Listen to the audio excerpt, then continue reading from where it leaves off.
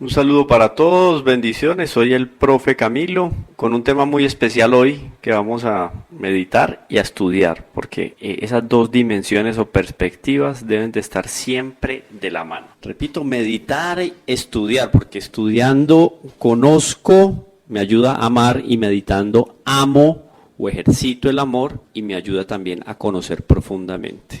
Jesucristo sumo y eterno sacerdote. Una celebración muy bonita que tiene la iglesia dentro de todo el ciclo litúrgico. En los textos del Evangelio de Juan, más precisamente en el capítulo 15, versículo 15, dice: os he llamado amigos porque os he manifestado todo lo que he oído a mi Padre. No me habéis elegido vosotros a mí, soy yo quien os ha elegido. Y os he destinado a que os pongáis en camino y deis fruto, y un fruto que dure. Palabras proféticas de nuestro Señor son palabras de predilección y son palabras llenas de responsabilidad. Voy a tomar aquí algunos elementos que aparecen muy bien explicitados. Se recogen algunos textos de padres de la iglesia, etcétera. Es el padre Jesús Martí Ballester quien merece todo el reconocimiento por este documento. Vamos entonces al cerne de nuestro tema: Jesucristo, sumo y eterno sacerdote. Nuestro Señor Jesucristo entrega su amistad y Él pide la nuestra, como que de alguna manera renuncia a ser el maestro también, y no es que se convierta en un amigo, es mucho más que un amigo. La traducción podría ser más precisa hablando, es que no hay una palabra en español que pueda resumir lo que significa profunda y verdaderamente la amistad, o más bien la palabra amigo y amistad ha sido deformada. Nuestro Señor dice: no os llamo siervos, os llamo amigos, porque todo lo que he oído a mi Padre os lo he dado a conocer. Y en aras de esa amistad, que es una amistad pero entrañable, o sea, es un amigo que da la vida por el otro. Eso teóricamente suena muy bonito, otra cosa es hacerlo.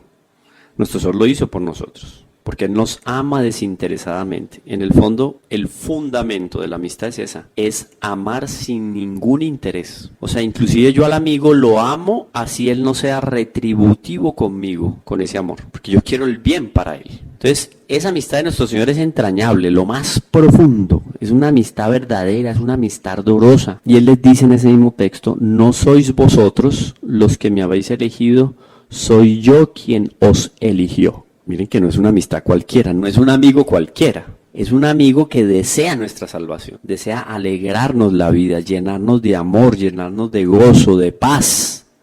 Eso es lo que Él quiere para nosotros. Por eso la amistad está muy ligado a la fraternidad, a la hermandad. Un vínculo de hermandad. Además, nuestro Señor Jesucristo, asumiendo la naturaleza humana, participando de nuestra naturaleza, pues asume una hermandad con nosotros, porque participa de la misma naturaleza. Entonces el maestro está con los brazos abiertos de la auténtica, verdadera y profunda amistad, y los tiene tendidos hacia nosotros. Y un elemento fundamental, la alegría, aparece ahí como promesa y como ofrenda. Nunca se ha visto un Dios igual, no existe en ningún lugar de la tierra y de la historia. Él, caminando por las calles de Jerusalén, que dice que es amigo mío, que me quiere igual que a su Padre y que desea llenarme de alegría. O sea, esto es inconcebible.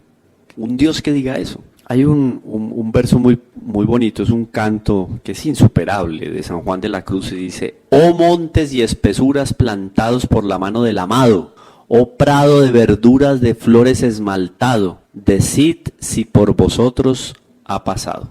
Un cántico de San Juan de la Cruz, de un Dios que ama, que creó el mundo. Cuánta maravilla, cuánta grandeza, una belleza fascinadora, toda ¿para qué? Para los hombres. Él nos creó y nosotros de entrada ya empezamos desobedeciendo y pecando. El pecado es un desequilibrio, es un desorden, es un acto irracional. Es como un ojo monstruoso fuera de su órbita, es como un hueso desplazado de su sitio. Buscando el placer, el hueso se desplaza de su sitio. Buscando el placer, el ojo aparece monstruoso fuera de su órbita. El pecado está ligado a la satisfacción del egoísmo, al sometimiento de la persona en inteligencia, voluntad y sensibilidad, a la soberbia. Es como si el sol se saliera de su ruta, buscando una independencia. No puede, hace parte de un orden del universo. Por eso es que el pecado atenta también contra el orden del universo.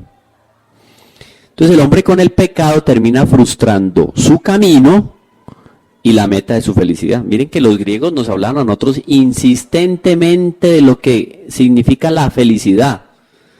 O sea, no es una idea netamente del Nuevo Testamento, del cristianismo, no. El asunto de la felicidad aparece siempre en el panorama de los pueblos y los griegos supieron explicarlo de una manera muy especial. Para no ir muy lejos, solamente hacer un paréntesis. Para Aristóteles, la felicidad, en otras palabras griegas, eudaiponía, no es un estado pasivo, es una actividad del alma que busca ¿qué? Pues la excelencia moral y la realización plena. Ese es el fin último del hombre, en boca y en pluma de Aristóteles. El fin último del hombre lo alcanza a través de ¿qué? De la práctica de las virtudes y la vida según la razón. Entonces, miren cómo el pecado contraría a lo que significa alcanzar la felicidad. Este paréntesis me parece pues importante para que consideremos lo que significa siempre alcanzar la felicidad y cómo quedó desequilibrado a partir de este deseo del hombre de romper con la felicidad y con el camino que lo lleva a la gloria eterna. Nace entonces a partir de ese pecado y de esa desobediencia, nace la necesidad de expiar, de sufrir, la necesidad del dolor. En boca de San Agustín, la sufritiva, esa capacidad y necesidad que el hombre tiene de sufrir. ¿Para qué? Para ser feliz. Percruchen at luchen, por la cruz a la luz. Entonces es necesaria la expiación, el sufrimiento, el dolor, el amor auténtico y verdadero. ¿Por qué una necesidad? Porque para restablecer el equilibrio y el orden es necesario que existan esos elementos fundamentales. Entonces Dios envía a una persona divina, Santísima Trinidad, segunda persona, su Hijo, lo manda a aplastar la cabeza de la serpiente.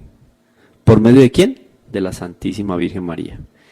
Esa segunda persona, la Santísima Trinidad, asume la naturaleza humana, se hace hombre para que como hombre ame a Dios. Entonces, en la humanidad ama a Dios y en su divinidad, que en ningún momento se separa de su naturaleza humana, ama a Dios y lo ama hasta la muerte, derrama toda su sangre, sudor, lágrimas y es traspasado en su corazón, o sea, con el corazón abierto. Entonces empieza a vislumbrarse o a evidenciarse en la historia de la humanidad lo que significa la reparación. Miren cómo esto ya se va conectando con aquello de Jesucristo, sumo y eterno sacerdote. Entonces ese hombre Dios, que es el siervo de Yahvé, que como bien lo dice Isaías en el capítulo 52, abro comillas, desfigurado no parecía hombre, como raíz en tierra árida, váyanse imaginando todo eso, como raíz en tierra árida, sin figura, sin belleza, despreciado y evitado de los hombres, como un hombre de dolores, acostumbrado a sufrimientos, considerado leproso, herido de Dios y humillado, traspasado por nuestras rebeliones, triturado por nuestros crímenes, como cordero llevado al matadero. Isaías 52:13. Ahí entonces inicia la redención de los hombres. Nosotros, sus hermanos. Entonces si ven cómo esa amistad se conecta con la fraternidad, pero una fraternidad obviamente desenvuelve dentro de todo el contexto de la bondad de Dios. Él es la cabeza y Él quiere unir a todos los hombres a esa cabeza. Y esos hombres, nosotros, convertidos en sacerdotes por participación, oído, vamos a dar gloria a Dios, vamos a dar gloria al Padre, vamos a dar gloria al Hijo y vamos a dar gloria al Espíritu Santo. E incorporados a esa cabeza que es Cristo, vamos a ser corredentores de alguna manera con Él de toda la humanidad. En un primer momento y en un primer lugar, Nuestra Señora, por su grandeza y singularidad, corredentora del género humano. Pero de alguna manera nosotros que participamos de su sacerdocio terminamos siendo corredentores con Él de toda la humanidad. Por eso la importancia del sufrimiento en nuestras vidas, del amor en nuestras vidas, de la confianza en nuestras vidas. Y Él ha venido aquí a constituir propiamente lo que significa la voluntad del Padre, a cumplir la voluntad del Padre. El Padre lo ha constituido a Él pontífice, puente, constructor de puentes, pontífice. Lo ha constituido pontífice de la nueva alianza y eterna. ¿Por qué? Por la unción del Espíritu Santo. Y Dios determinando, eso sí, en su designio salvífico, perpetuar en la Iglesia su único sacerdocio. Entonces ya como sacerdote, aquel que es pontífice de la nueva alianza, él va a perpetuar su sacerdocio, el único sacerdocio. Para eso entonces, antes de morir, nuestro Señor Jesucristo elige a unos hombres para que en virtud del sacerdocio ministerial, no es el sacerdocio del cual participamos todos, no, este ya es ministerial, bauticen, proclamen su palabra, perdonen los pecados y renueven de manera incruenta su sacrificio en beneficio y servicio de sus hermanos. Dice el prefacio del texto de la celebración de la Santa Misa: Él no solo ha conferido el honor del sacerdocio real a todo su pueblo santo, sino también, con amor de hermano, ha elegido a hombres de este pueblo para que por la imposición de las manos participen de su sagrada misión. Ellos renuevan en su nombre el sacrificio de la redención y preparan a sus hijos el banquete pascual, donde el pueblo santo se reúne en su amor y se alimenta con su palabra y se fortalece con sus sacramentos. Es el prefacio. Sus sacerdotes, al entregar su vida por él y por la salvación de los hermanos, van configurándose a Cristo y así dan testimonio constante de fidelidad y de amor. Entonces es por esto, cierro comillas, ese era el prefacio, es por esto que si cada uno de nosotros como cristianos debemos de tomar nuestra cruz, los sacerdotes ministros más aún. ¿Por qué? Porque configurados con Cristo, con sus mismos poderes, oído, porque son los encargados de perpetuar, tienen mayor responsabilidad. Los sacerdotes de la antigua alianza sacrificaban en el altar animales, pero no se sacrificaban a ellos. Los sacerdotes deben de inmolarse porque Cristo se inmoló a sí mismo. Los sacerdotes deben de ser otros Cristos, como debe ser todo cristiano, Christianus alter Christus, pero deben de ser como Él de una manera toda especial porque son sacerdotes y víctimas. El sacerdocio del sacerdote que recibe el ministerio es una participación directa del sacerdocio de Cristo. Ahora, hay una idea que es infantil dentro del cristianismo, que obviamente se acomoda a toda la mentalidad del mundo, una mentalidad que es inmadura.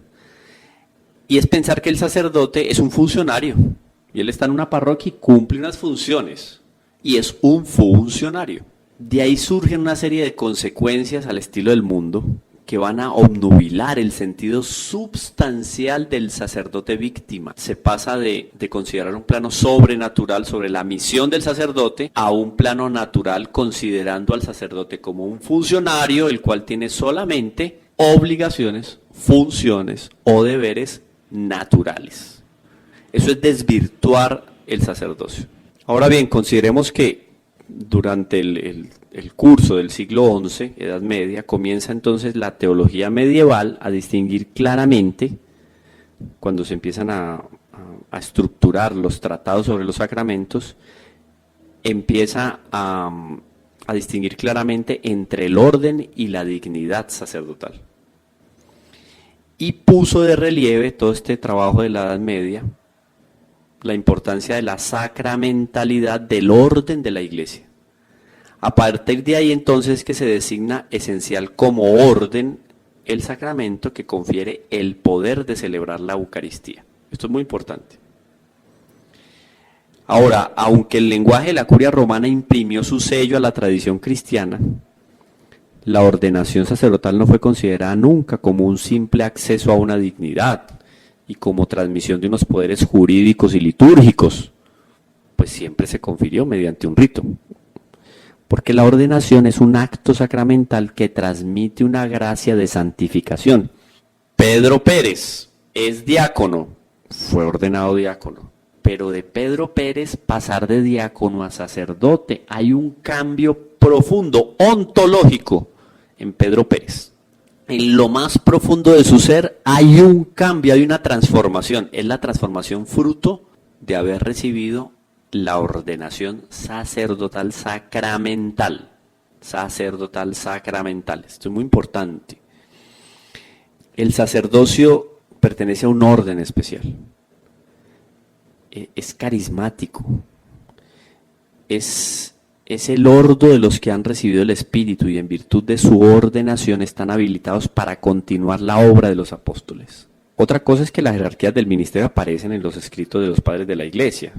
pero no son títulos, no son más bien tareas que ciertos hombres son llamados para edificar el cuerpo de Cristo, a veces incluso sobre su propia voluntad.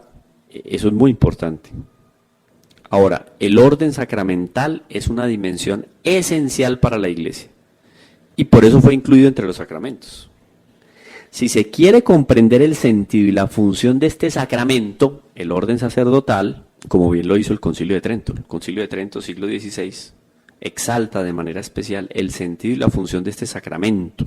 Es un sacramento original en las palabras del Concilio de Trento. Entonces, en este sentido, no nos vamos a exponer al peligro de separar el orden de la iglesia histórica para colocarlo en cierto modo por encima de ella, pues es un sacramento esencial para la existencia de la iglesia y en el que la iglesia, se actualiza. Eso es muy importante. Entonces miren la dignidad que adquiere el sacerdote a la hora de recibir la ordenación sacerdotal. O sea, para perpetuar la existencia de la iglesia. Claro, la presencia eucarística, ¿cómo se hace una realidad en medio de nosotros? Pues con el sacerdote. Si el sacerdote no consagra, no hay presencia eucarística. Si el sacerdote no perdona los pecados, no hay sacramento de la penitencia, no hay unción de los enfermos. En fin, perpetúa la existencia de la iglesia. Eso es muy bonito. Dentro de la obligación nuestra de considerar, primero como punto de referencia máximo, en un clímax, a nuestro Señor Jesucristo como eterno y sumo sacerdote. Él es, pero por medio de Él, por participación, lo son todos y cada uno de los sacerdotes que reciben el orden sacerdotal. De ahí la obligación nuestra para con ellos de respeto y de oración. Oído, oración y entrega por los sacerdotes. Más en estos días en que se es tan vilipendiado. No, la iglesia, pero especialmente dentro de la iglesia, los sacerdotes, que ya simplemente por un señalamiento, ni siquiera por una investigación que haya sido llevada adelante con toda la seriedad del caso y que haya una acusación con unas pruebas, no. Simplemente porque hay denuncias. Con denuncias ya se considera al inocente como culpable. Y la iglesia está llena de esos señalamientos en el mundo entero. ¿Para qué? Para desprestigiar a la iglesia. Que hayan algunos, varios, muchos, que lo hayan hecho, puede ser, pero no por eso se puede juzgar la institución. Es más, la institución de la iglesia no es una institución, viéndolo desde el punto de vista natural, no es la institución en la cual más se presenten este tipo de aberraciones como ustedes ya conocen, no es la iglesia. Son otros contextos de la medicina, del deporte, etcétera, pero solo se pone el dedo en la llaga de la iglesia, porque es que la iglesia como esposa mística de nuestro Señor Jesucristo, hay que borrarla de la faz de la tierra, hay que destruirla. Y esa es la intención de muchos que levantan la mano indignados contra lo que posiblemente se ha hecho en la iglesia por este o aquel otro clérigo. Termino con esto. El sacerdote nos introduce en la memoria del Señor, no solo en su Pascua, sino en el misterio de toda su obra, desde su bautismo hasta su Pascua en la cruz. Él exhorta a la asamblea, a todos nosotros los creyentes, a vivir en sintonía con el sacrificio de la cruz. Por eso el ministerio del sacerdote no se puede limitar a la celebración de un rito. Compromete toda la vida y se desarrolla de acuerdo con todo el orden sacerdotal. Esto es lindísimo, la responsabilidad. Termino con esto. Los labios de los sacerdotes guarden la ciencia. Malaquías. Hay un valor programático para el ministerio de la palabra aquí. Los labios de los sacerdotes guardan la ciencia. El sacerdote debe ser un hombre de ciencia en el sentido más alto del término, pues no solo debe transmitir verdades doctrinales, sino tener experiencia personal y viva del misterio, que es en esto en que consiste, ¿qué? La vida eterna. Como dice Juan, que te conozcan a ti, el único Dios verdadero y al que tú has enviado, Jesucristo. Dios les bendiga y una oración especial por todos y cada uno de los sacerdotes. Dios les bendiga, soy el profe Camilo.